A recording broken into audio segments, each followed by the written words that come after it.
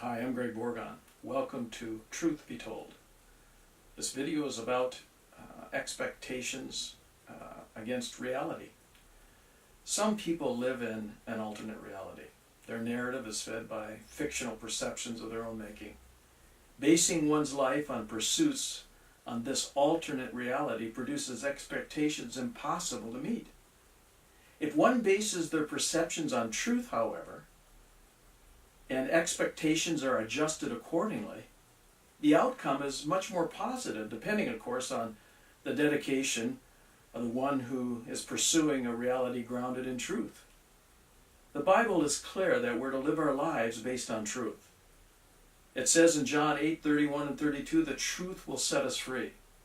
We must walk in truth, according to 2 John verse 4 and 5, and 3 John verses 3 and 4. In 1 John chapter 1 verse 6, we read, truth dispels darkness.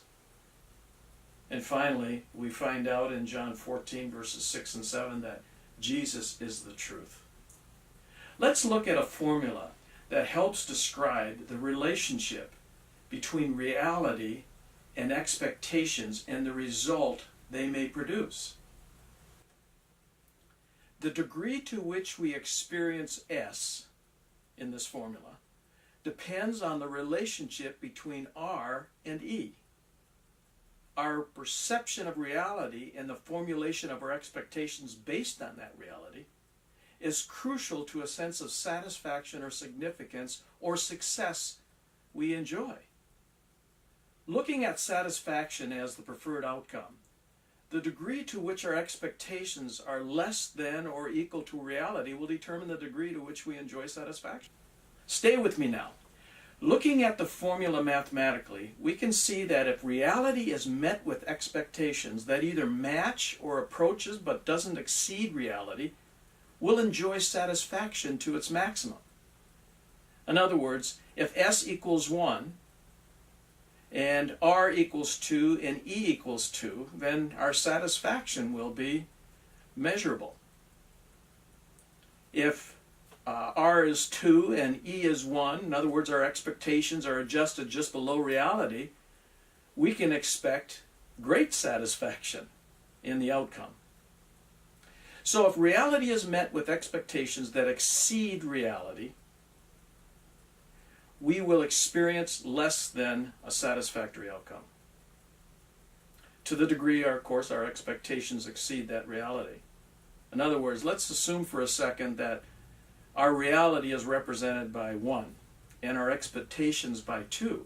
Well, you can see that the formula is going to produce half the satisfaction, if at all, we expect. What am I trying to say? The point is, I am stressing that our grasp of reality versus our perceptions of reality are important. Or our grasp of the truth or facts versus some fiction or idealism and the expectations that come from it is critical to enjoying a satisfactory outcome, a feeling of significance or some measure of success. Let me say that again. The point I'm stressing is that our grasp of reality versus our perceptions of reality, or our grasp of the truth or facts versus some fiction or idealism, and the expectations associated with each is critical to enjoying a satisfactory outcome, a feeling of significance or some measure of success. If our reality is not based on the certainty of truth, and instead is based on misperceptions or falsehoods, then our expectations will be unrealistic, practically unattainable, and essentially unrealized. Contrary to popular opinion, our perceptions are not reality, if they are not based on truth or actual facts. What we perceive to be true may be in fact a lie, a falsehood, or fiction. Living that way will only produce disappointment, despair, discouragement, and failure.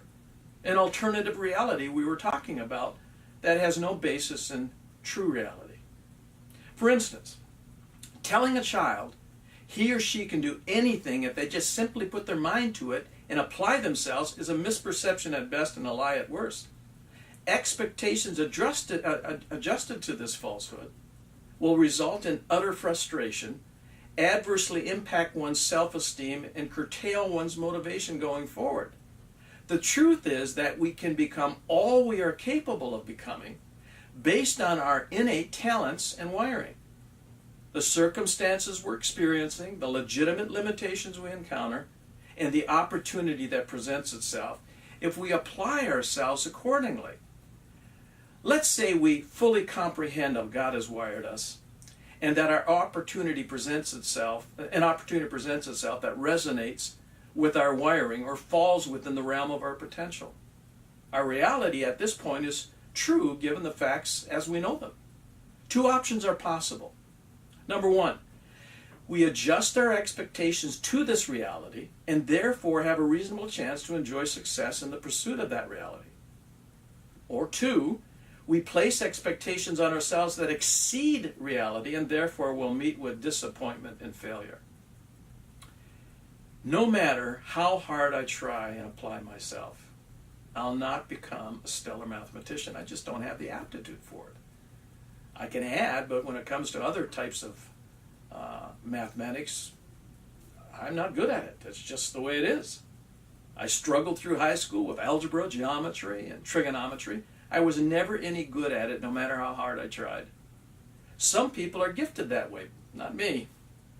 So, if I set my goal on becoming a mathematician, I'm sure I would meet with little, if any, success, no matter how hard I tried.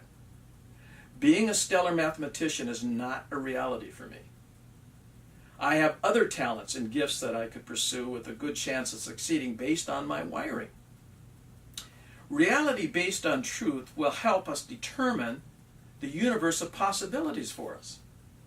How you're wired provides the parameters for our universe of possibilities. Answers to the following questions will help us determine the boundaries of our expectations. What is your life purpose? What is your committed passion? What are your natural talents and abilities? What are your spiritual gifts, your acquired skills, your personality temperament, your natural leadership style?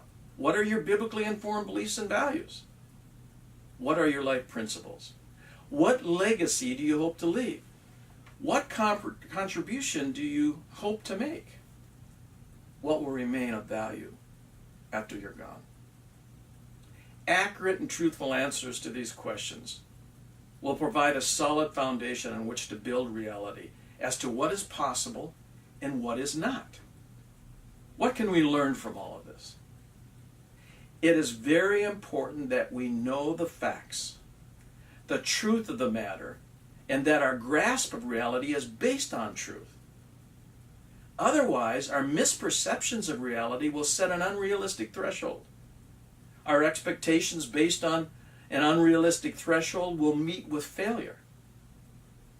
As God's Word reminds us, the truth will set us free.